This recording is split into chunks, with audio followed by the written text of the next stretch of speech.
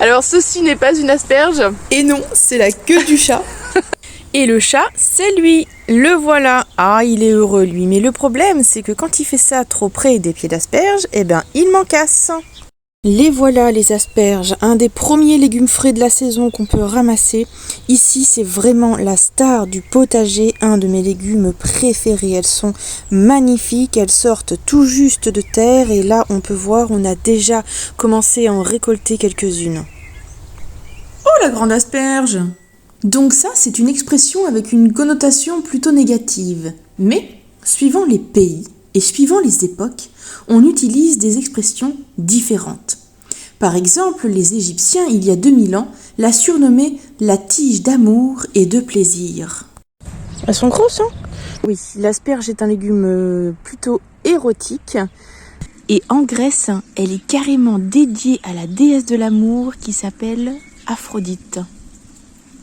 D'ailleurs, pour la petite histoire, il faut savoir qu'au XIXe siècle, les asperges étaient interdites de séjour dans les pensionnats de jeunes filles car on les soupçonnait d'exciter l'imagination et les désirs inavoués des demoiselles qui devaient rester chastes et innocentes. Et voilà pour le petit historique des asperges. Donc messieurs, si votre femme vous ramène des asperges à la maison, ça peut être bon signe.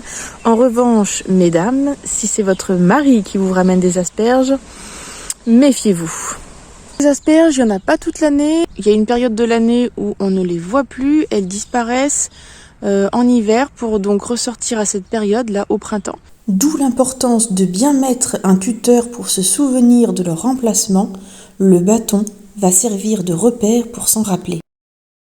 Donc ici par exemple, je suis venue l'associer avec des pieds de cassis qui sont là en permanence et j'ai alterné sur toute la longueur du rang cassis, asperge, cassis, asperge. Et je suis aussi venue mettre de chaque côté de l'ail. Ici, tu peux voir une autre association où j'ai alterné des fèves et des pieds d'asperges, les pieds d'asperges étant matérialisés par les bâtons de bambou. D'ailleurs, là, tu peux voir une petite asperge qui est en train de sortir, mais après, c'est libre à ton imagination de faire les associations que toi, tu désires. Donc là, il est grand temps de les ramasser, j'ai même un petit peu trop attendu. Donc pour les récolter, c'est tout simple, il suffit de les casser tout simplement ou d'utiliser un couteau. S'il en reste une partie, c'est pas grave car cette partie, elle est pas du tout agréable à consommer.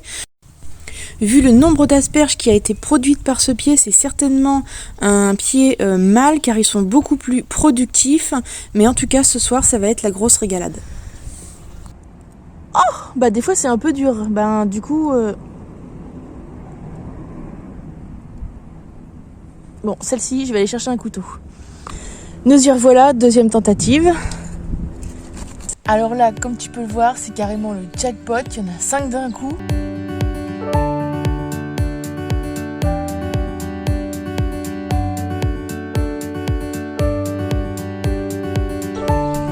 Une fois qu'elles ont commencé à donner, il faut y aller régulièrement puisque l'asperge, elle peut pousser jusqu'à 15 cm par jour.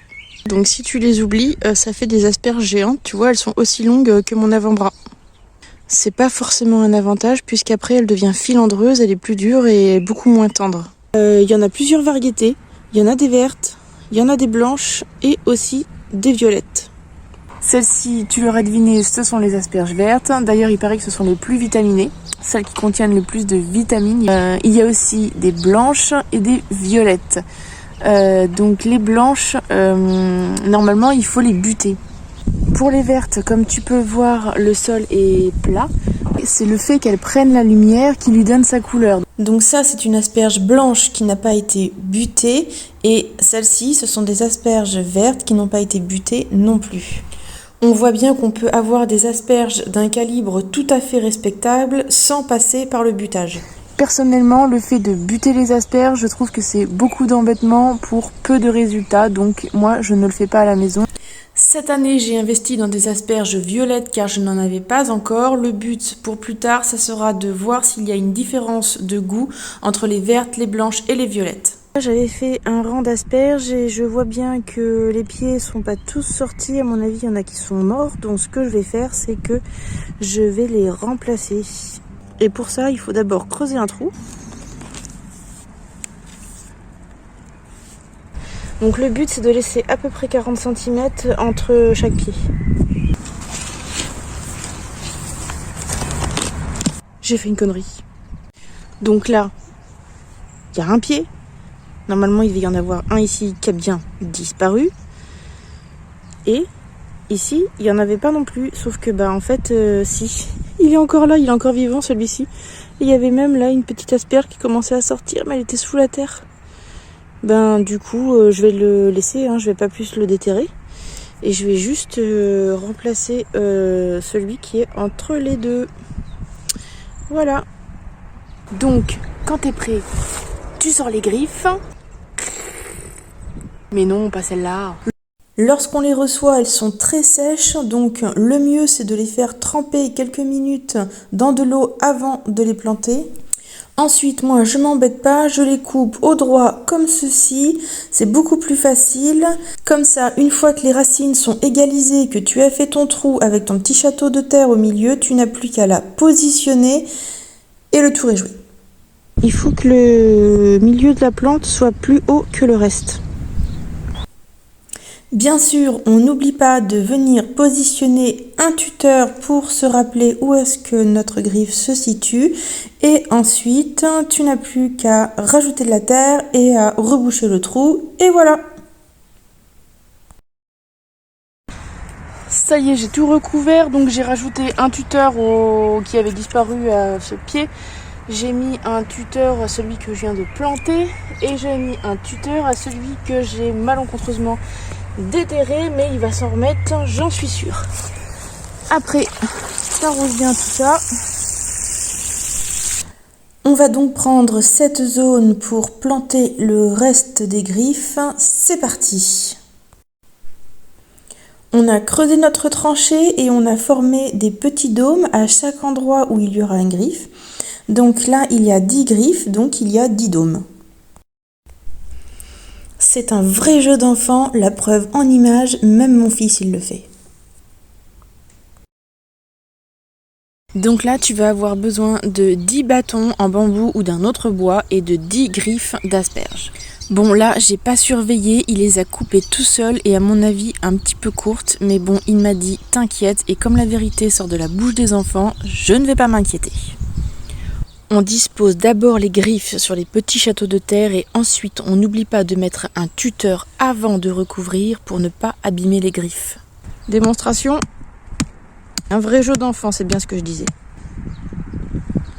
Chaque griffe est disposée avec son petit bâton. C'est magnifique, on dirait des petits balais à chiottes.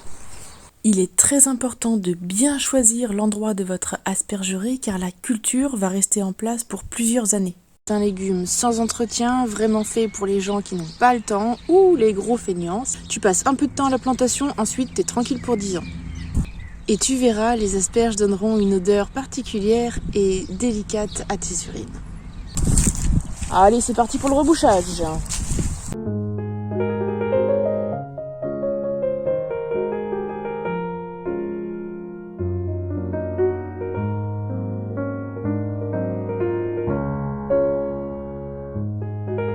Coucou, coucou, tu me vois? Coucou, tu me vois? Bon, maintenant, il n'y a plus qu'à attendre. Cette année, on va pas en manger, c'est sûr. L'année prochaine, peut-être quelques-unes. Mais on commencera vraiment les grosses récoltes d'ici 2 ans. Il va donc falloir être patient. Seulement 15 jours après la plantation, les premières asperges sont déjà sorties. J'ai trouvé que ça a été hyper rapide. On voyait bien que les griffes, elles demandaient qu'une chose, c'était d'être mises en terre pour pouvoir se déployer. Donc ici, vous avez des asperges vertes qui sont en place depuis 3 ans. Et ici, vous avez des asperges blanches qui sont en place depuis 2 ans. Et on voit déjà nettement une différence de taille entre les deux. Donc là, on voit bien la différence et l'importance de ne pas récolter trop tôt les asperges afin de laisser du temps à la griffe pour s'enraciner et se développer.